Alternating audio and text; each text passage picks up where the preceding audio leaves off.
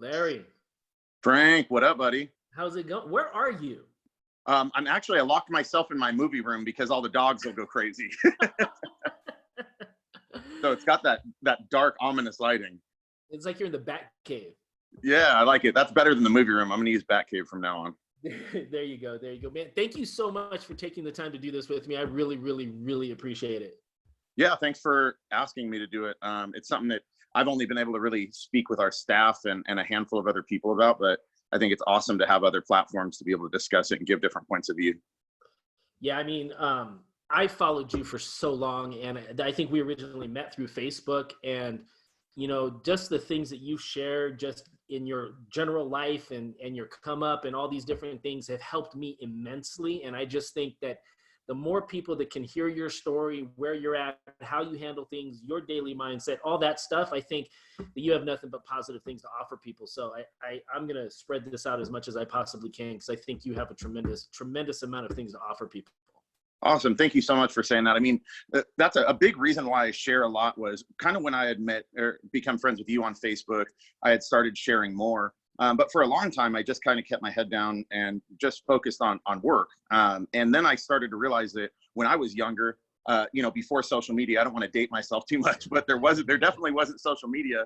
And the people that I saw that were doing well or that were sharing knowledge weren't anything like me. So they were people that would come to speak at my school that were talking about SAT scores. And for me, I wasn't sure if I was going to be in school for the next few months. So it never really resonated with me. So once I started doing a little bit better and finding myself, I realized that when I would speak to a friend or somebody else and they would be able to relate to that perspective, they took something from it. So at that point, I started sharing more and connecting more on social media because I felt that it actually could have some sort of impact.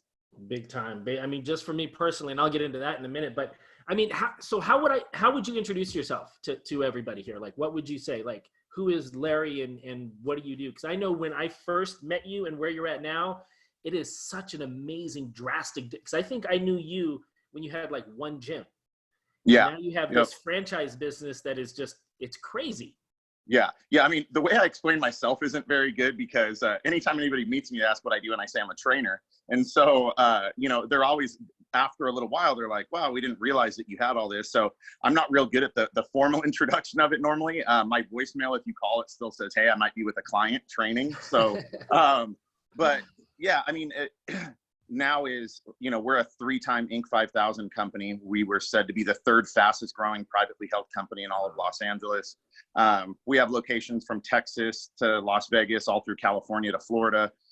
We made the Entrepreneur Magazine's top new franchise list, a bunch of stuff like that. So over the last few years, it's been incredibly crazy. I tell people it's like waking up and I feel like I'm putting on somebody else's shoes and standing in somebody else's house because it doesn't feel real. But I guess that kind of happens when you have your head down long enough and you grind long enough, there is that point where you kind of look up and you've kind of accomplished something and it feels a little bit crazy. Yeah, and I know I follow a bunch of people on social media, and they talk about what you're talking about is like called the come up, like where you started to where you're at now. And you did a podcast that was an amazing podcast. It was really long, but the information that you put out during that podcast was just it was priceless. And you talked about how you worked in a gym. And you knew people that worked in a gym, and that there was this whole subset of a business inside of these large gyms that the large gyms were basically ignoring. You know what I'm talking about? Yeah. And then how you started in just a park. You just started in a park, and you started hustling and handing out flyers and just talking to people. I mean, can you tell me a little bit about that? Yeah, I mean, even that podcast, he had me on, and he does basically interviews with he's done several CEOs from 24 Hour Fitness, LA Fitness, all of the top people in the fitness industry. And so, a lot of his questions to me were kind of like, why do you think that you have this better? How have you been able to impact the fitness industry and steal market share away from these bigger companies?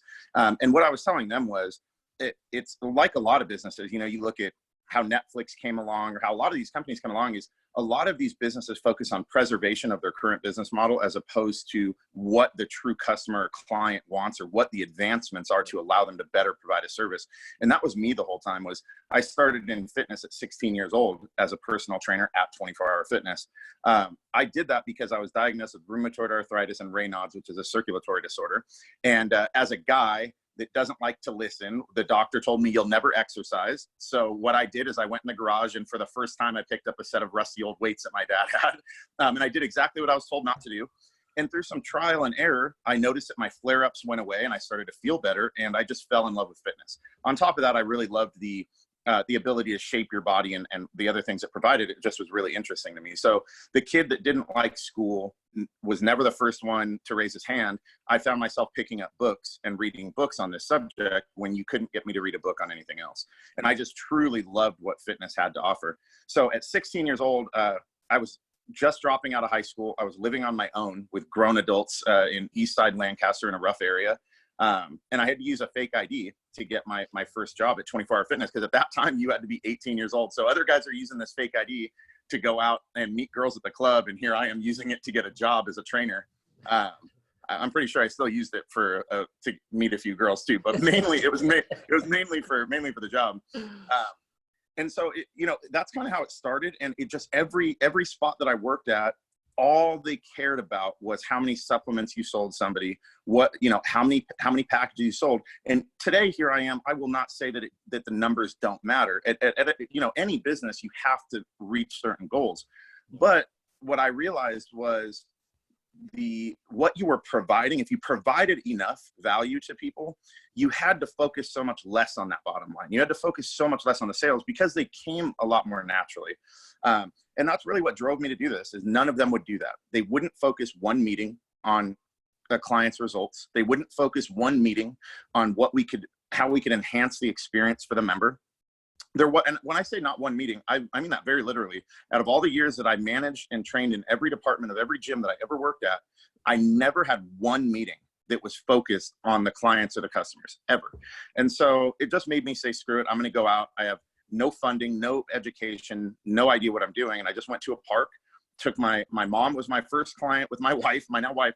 And I had to have my mom was 100 pounds overweight. And I literally told her, I said, Mom, look, I'm going to look absolutely crazy running around this park with no clients. Like, I need you to pretend you're a client. So my mom was like a mole. She would be running around with somebody and be like, isn't this great? Like, isn't this guy really good? And so I had Mom kind of like secretly trying to sell for me the one client at a time I'd be trying to get. And, there were obviously a million hardships, but, the thing that I came to value was the same thing that drove me to that place, which was every one client that showed up to that park was so incredibly valuable. That person could change whether or not I was going to make my car payment. That person could change whether or not I was going to put a present under the Christmas tree. And we started in 2008 during the recession. And so I loved starting at that point, because that really taught me the value of somebody's money. Is that person's money is important to them as it is to you. And you have to provide enough value to earn the right to get that money. And you have to value it as such. And I think that really helped me a lot, was because it was all about giving and providing enough value. And then it was about valuing that person's business to a point to where you never took it for granted or saw them as just another number. I want to stop you there for 1 second, because you said you were in the park in 2008. Yeah. It's 2020. Yeah. That's 12 years. So you went from being in a park with like your mom to like, I know you got a Ferrari. I know how big your house is, because I know your realtor. It's not me, by the way. I know how many gyms you have. In your wildest dreams, back in that park in 2008, would you, looking at where you're at now, would you have ever thought that in less than 12 years that you'd be there? No, for sure not. And that's, what, I think I love that you asked that, because that's one of the hugest things that holds people back, I think, from reaching for something, is if you ask somebody who's struggling to put dinner on the table to dream to be where they wouldn't even dare to dream today, they feel like it's irrational, and they feel like it's crazy, because it is. And that's not how we work as people. We work by saying, how do I fix the problem in front of me? And that's really how I worked. Was, my mom used to say, you're going to have gyms all over. And I would tell her to stop and be quiet because it almost frustrated me. I was like, look, I can't even eat today. Like, let's slow down with the world takeover talk. Like, let me just try to figure out how I could buy a pizza and not have to ask for your debit card number. So, you know, that really was it. Is I set small goals, and I made the decision when I left the corporate gyms, is I made a very clear decision to say, I think that I could provide something and I could make something of this, but if I don't, and I never make great money, I'm okay doing something that I love forever and just making a decent living. So I remember my biggest financial goal when we reached a few milestones was to gross $10,000 a month. So that wasn't including expenses or anything else, but to say if I saw $10,000 a month come through the bank account, I would be really, really happy. And I was, you know, when we reached that goal, we had dinner and it was an amazing thing. And that's, I think, the amazing thing about setting goals and holding yourself accountable to working and doing what's needed to reach them is, without knowing it, you really start building this amazing snowball effect, because you reach that goal and it's just natural to set the next one. Even if it's small, even if you set, it's just 5 feet in front of you. Before you know it, those 12 years have gone by. And like I said, I wake up and I feel like I'm in someone else's house, because it isn't one goal. It's 1,000 goals between being at the park and where we are now. And it's a natural occurrence because you reach that goal. And if you love what you're doing, you want to make it better. You want to reach the next person, and you want to try to expand what you're doing, and you just do. Yeah, absolutely. You are in somebody else's house. You're in my house, and I need you to get out. So this is a question that people that have asked me a lot about, what am I doing? Because we're in this whole quarantine thing right now. Like, what are you doing every day? How are you? And I mean, I do a lot of TikTok videos. I don't know if you've seen my TikTok videos. I just saw your TikTok videos. I gotta say, dude, like, I always joke about any of my friends that are like over 18, like, you shouldn't be doing TikTok, but you actually killed a TikTok video. You got mad TikTok game. So my question is, what does Larry do locked down in his house during quarantine? Like, what's your daily routine? You know, I'm just kind of crazy. I almost do the same stuff that I did before. I was working on an artificial intelligence machine learning program that would be implemented into group fitness. And this gave me a lot of time to work on that. So I've been working on that a lot, and we're just to the point of filing patents for it. I again, really enjoy all of the aspects of our business. So when you give me more time, I'm going to find 50 new things to work on. So I think that's why a lot of our franchisees or other people are like, wow, you seem unaffected. I definitely have the same fears and, you know, same thoughts everyone else does, but I am so busy doing other things that it just feels more normal to me, because I'm going through the normal patterns of working on things and progressing. And the other thing is, I always said that if I had any time, I would love to focus on more time of just like sitting in our movie room with my wife and spending time, because we work together, but we're so stressed and in so many different places that we don't really have quality time. So I never watch TV series or anything. Like, I don't have a TV show normally. And we started watching Ozarks and just spending time in the movie room. So, you know, I don't know how this is going to end for sure. I'm very optimistic, and I have a lot of great plans for it. But regardless, I will be able to look back and say that I really enjoyed the time that I spent during the quarantine. I feel closer than ever to my wife. I've accomplished, you know, literally I have 50 working items of things that I really wanted time to work on that I've gotten accomplished or the ball rolling on. So those things have helped keep me sane and keep me feeling more like a normal daily routine. So, and that is a very, I talk about with my office, because I run a real estate office of about 200 agents, and I've run offices in Santa Clarita and so on and so forth. And in the last 8 years, I think that you've probably experienced this in your business, is that, you know, I've broken recruiting records, I've broken financial records, I've crushed my business, and we felt this tremendous growth through numbers, through finances. And I think right now that a lot of people don't understand that growth happens in a lot of different ways.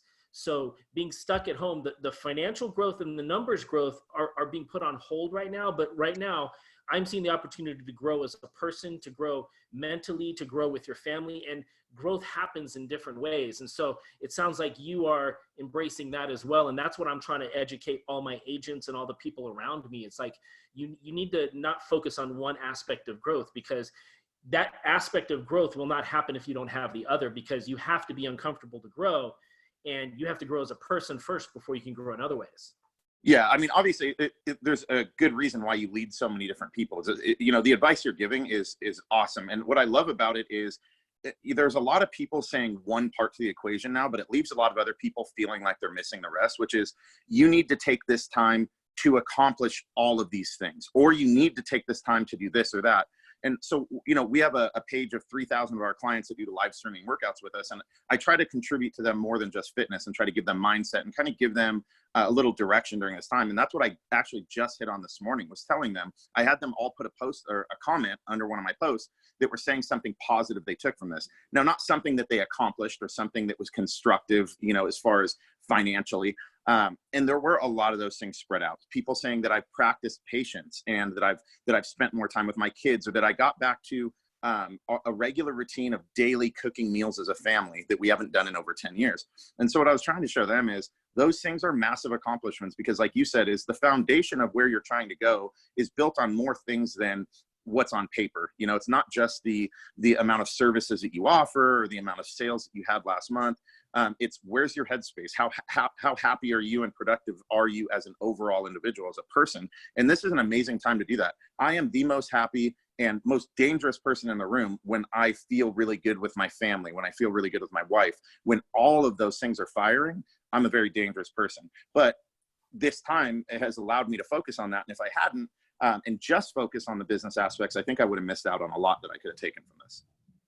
Yeah, I think the foundation of self-confidence is the happiness with yourself and with the people that you have around you. And I don't think a lot of people understand that, is that they have a lot of false self-confidence out there. And that's because a lot of people truly aren't happy with themselves, and you have to make yourself happy before you can make anybody else happy. So I think that's pretty powerful advice. Yeah. And you saying too is, I think that a lot of that comes from the first part, which is trying to, it is the accomplishment part. And me coming from being broke, when I was a kid, money was the way to fix your problems, because mom had no money and she was always stressed and crying. And so to me as a kid, connecting the dots was get money, be happier, get money, don't cry like mom. And so as I started to get older and started to get money, I started to realize it didn't make me happier. It made me happier to be able to pay my bills. But that's the reason I stepped away from my other job doing PR at 23 and went into starting my business, and was willing to sell my cars and downsize and go back to an apartment. Was I said, before this gets away from me, I have to go back to doing something that I love. Because you're absolutely right, is you get this false self-confidence of other people's appreciation of what you have. And you never stop to ask, do you truly appreciate it?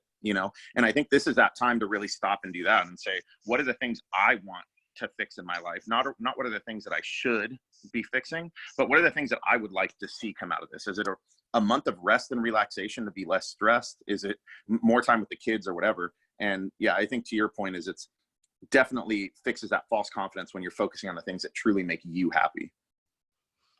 So you said you guys didn't have a lot of money when you were a kid. When I was a kid, my mom was on welfare. And yeah. Was yours too? Well, she was too proud to be on welfare for long. She did it one time, but she thought she was like above doing that. So it was just, it was like almost worse than welfare.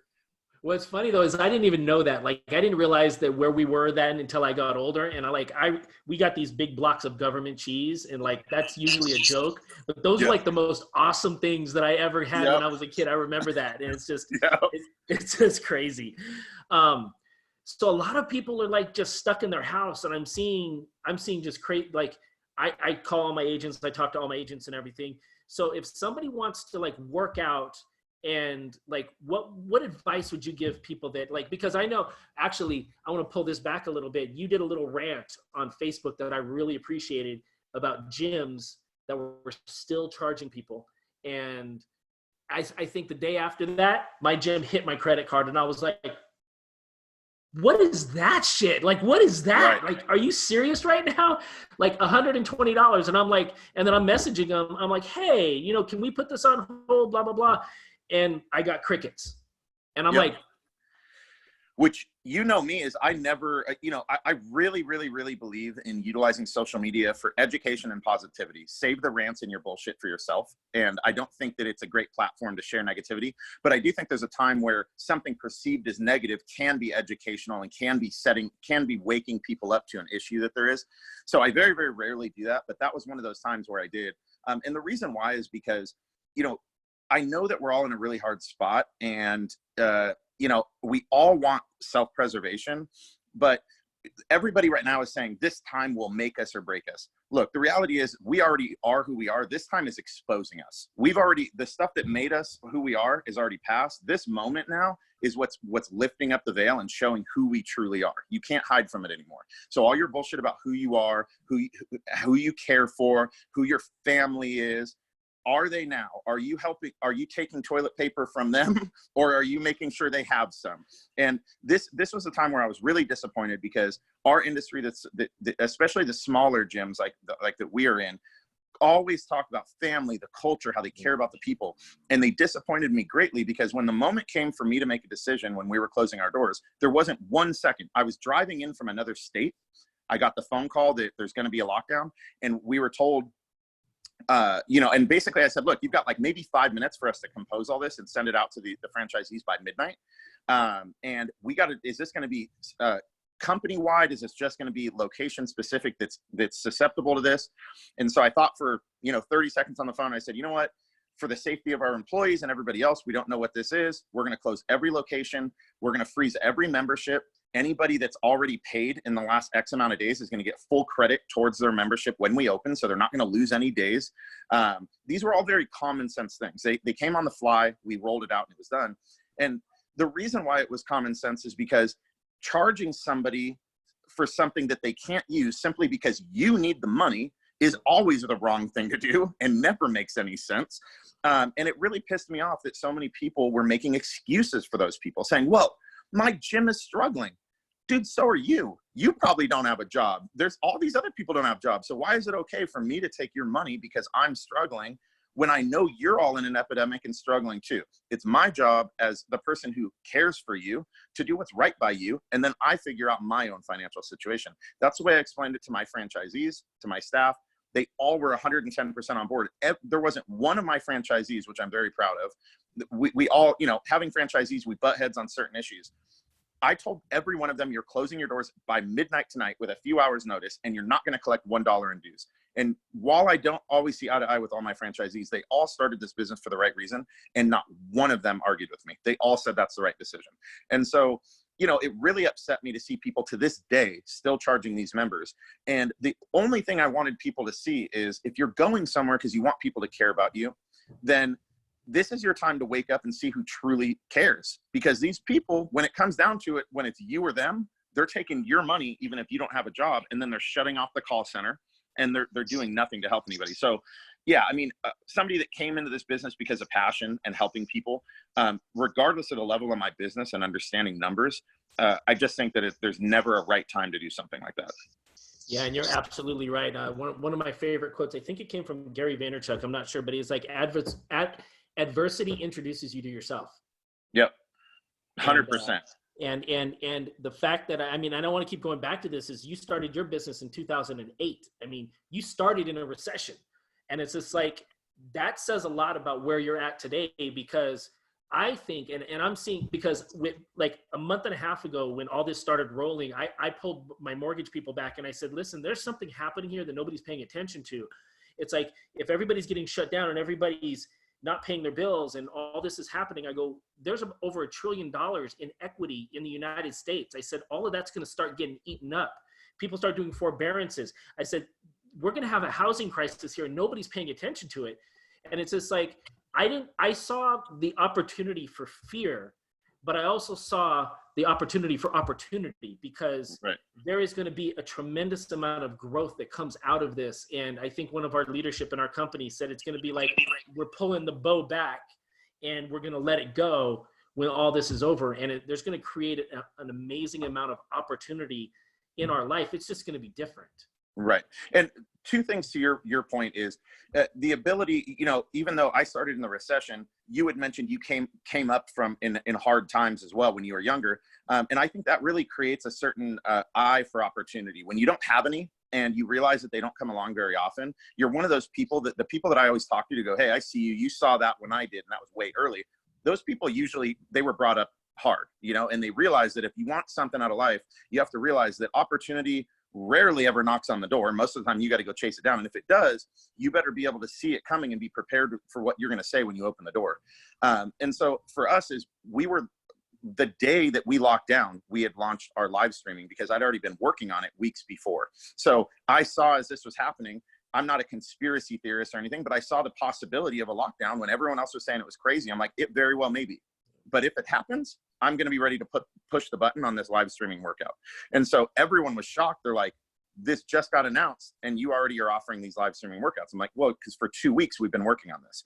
And so I think that's a huge thing too, is to take away from this is people to start really being careful to look for opportunity. And it doesn't even have to mean that you believe in that something is going to happen, to be prepared if it does. You know, I even told my other franchisees that I'm good friends with, I said, look, I don't know. I don't have any, maybe this goes away next week. Maybe the news comes on and says there was nothing to it. But if it happens, I'm going to make sure that I protect mine and all of you and make sure that we're in a good position to offer something to our clients so that we can all come out in a better place. And the other thing that you had mentioned was the opportunity for fear or opportunity. And there was a huge thing that I learned with some of the top salespeople that I worked with. I never really liked sales. And it was because the way that they were teaching me was when we would talk to somebody about medical history, they would talk to us about how you make them feel if they don't commit to this today, they're going to die and their kids are going to bury them. And it's a big fitness sales, sales pitch. And it works very well, but I always hated it.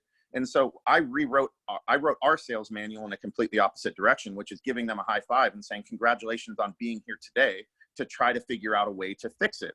And so while it's not the traditional approach, I prefer that to where instead of using fear to get people to commit to something or giving you money, is using positivity and giving them the opportunity to feel good about the decision that they're going to make. So I think that we all have that opportunity. Whatever business we have right now, we can look at this as an opportunity to take advantage of people that are scared or provide them with a value and make them feel good about the decision they're going to make. And that's really why I've spent so much time adding value to my business, is when the doors open, I want to be one of those businesses that they're really happy to continue spending money with, even if they're kind of scared to spend money, because I've given them positivity and I've given them a lot of value and they want to give me their business.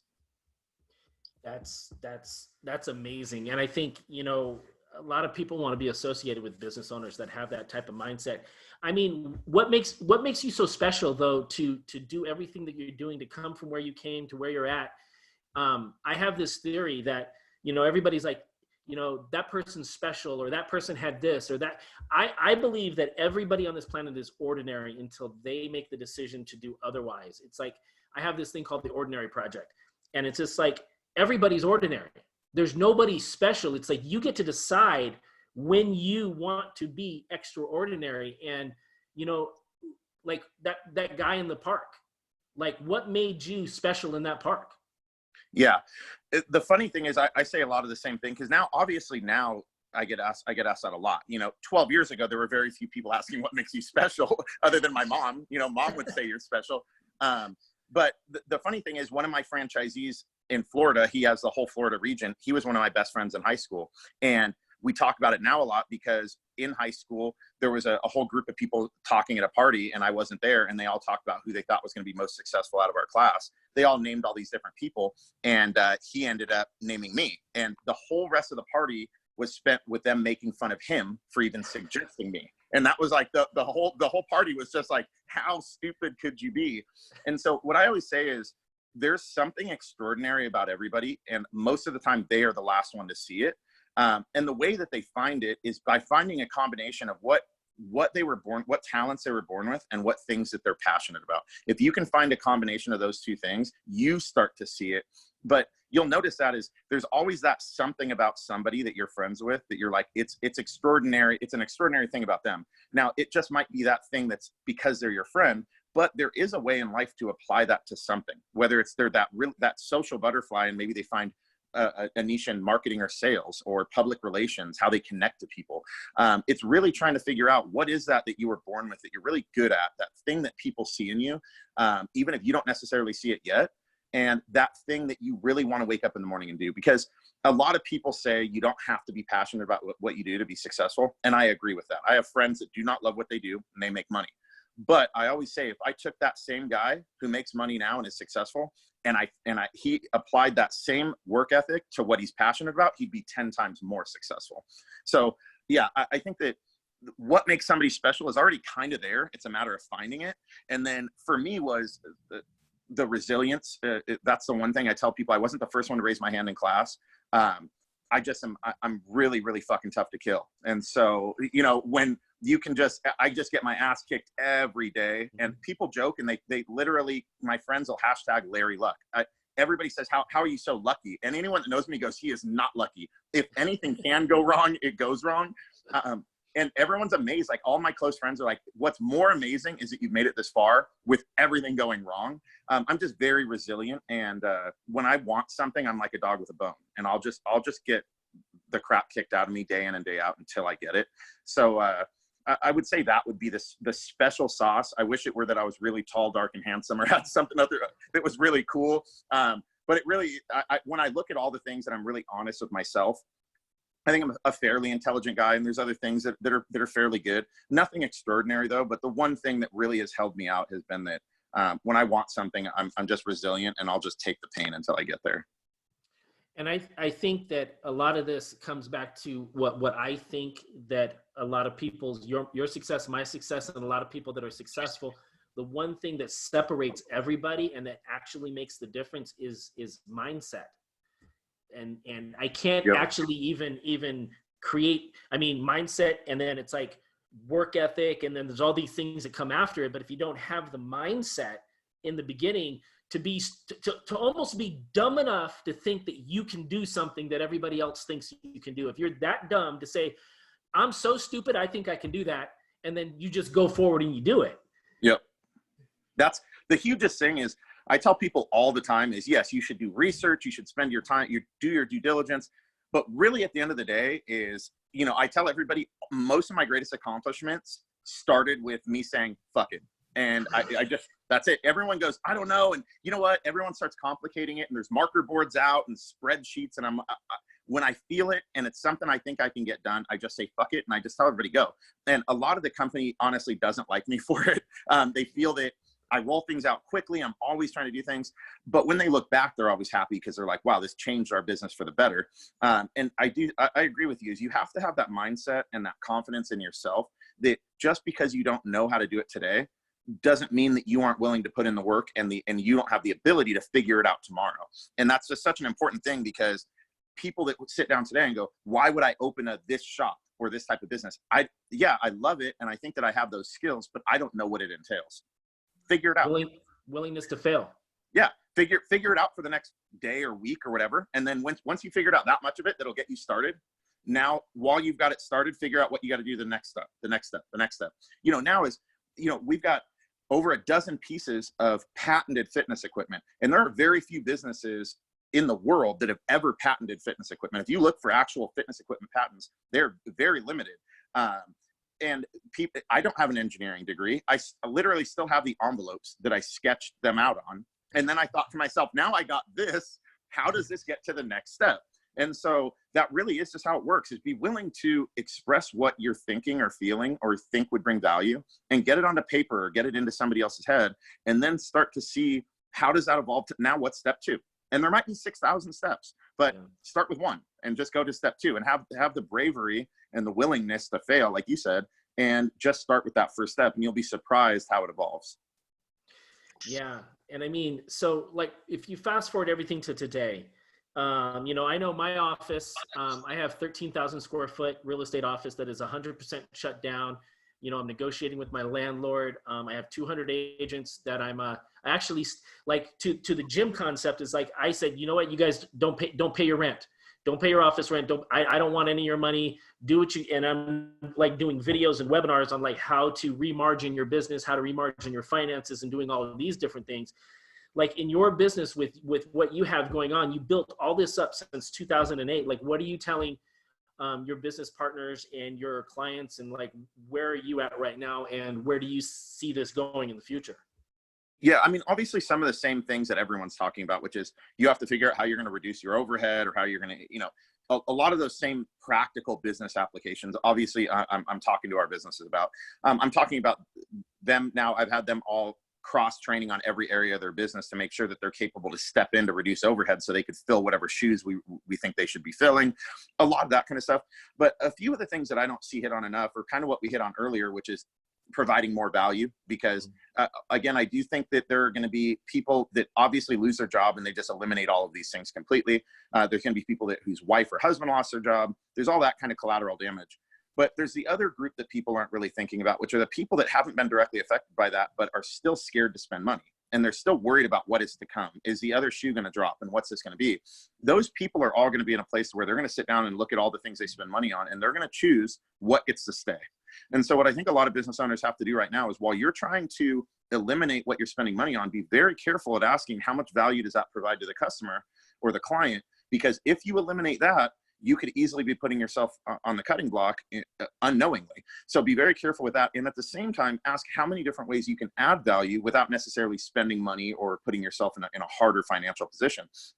You really want to make sure that right now, during this tryout, you're one of the people that makes the first round pick. You want to be in there when these people are looking through those budgets. They go, I can't cut this. This is one of those things that they're not only were they great before, but they're doing all these great things now, and I really want to be on board with them. So it could be anything. If you can afford to give a discount for the next few months so that they don't feel the financial pressure, if it could be an added service, if it could literally just be a peace of mind. It could, for us, as we sat as owners and text message every one of our members, just asking how they were. There could be a lot of those things, but I really encourage people right now in business is, don't just look at how you can cut your bottom line. Really ask what you can do for your customers or your clients or for the service that you provide, so that you can end up making it through to the other side. And the other thing is focusing on your staff and stuff too. Is a lot of those people, they're looking at it as, I might just make more money being unemployed right now. How, if you're going to cut that many hours, and how is this going to work? So looking at it from their standpoint and their perspective too, to make sure that they're feeling the love and that they understand the things that you're going to try to provide, so that you can build this back together. Because if you have great staff, you obviously don't want to be in a position to where you're trying to fill those shoes right now as well, with everything else going on.